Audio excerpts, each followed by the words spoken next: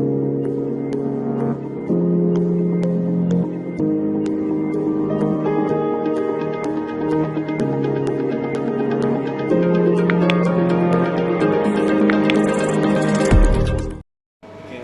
warahmatullahi wabarakatuh dan selamat pagi saya ucapkan kepada semua.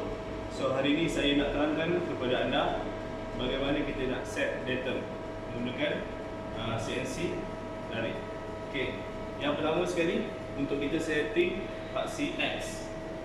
Okey, untuk kita setting paksi X, yang pertama sekali kita pergi ke function, right? Lepas tu kita pergi kepada job, sini job, and then kita on spindle. Okay, spindle akan on. Okay, lepas spindle on, kita akan gerakkan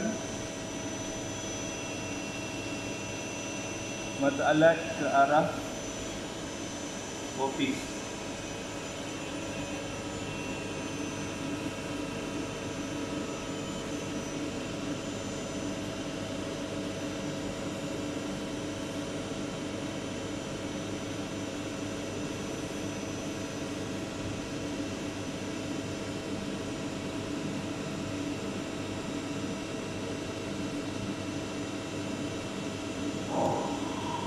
Okay, kita akan potong sedikit workpiece.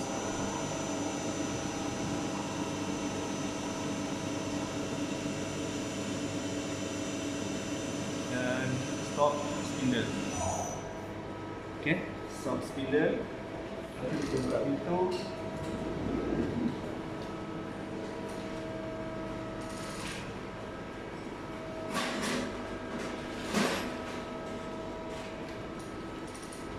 Dan kita akan ukur diameter yang kita dah potong. So kita ukur.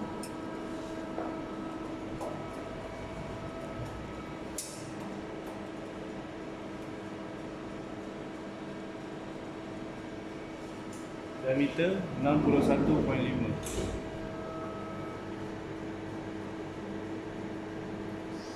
Set tu nombor 1, paksi X. So kita akan letak X 61.5, 61.5. So kita tekan measure. Okay, so kedudukan X dah berubah. Okay, cut. Untuk paksi Z pula, macam mana kita nak buat? So first kita pergi pada job juga. Kita on spindle, dan kita akan facing dekat position dekat sini. So rapatkan mata alat pada pembukaan Z.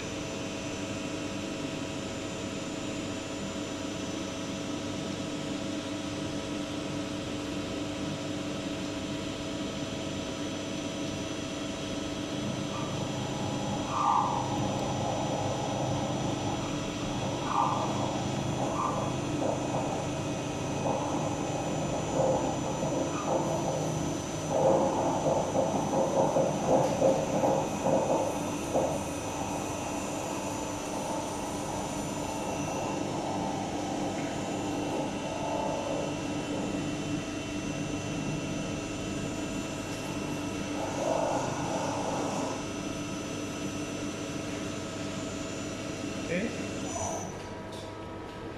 Lepas tu kita stop spindle. Okay, kita nak set, kita tekan offset.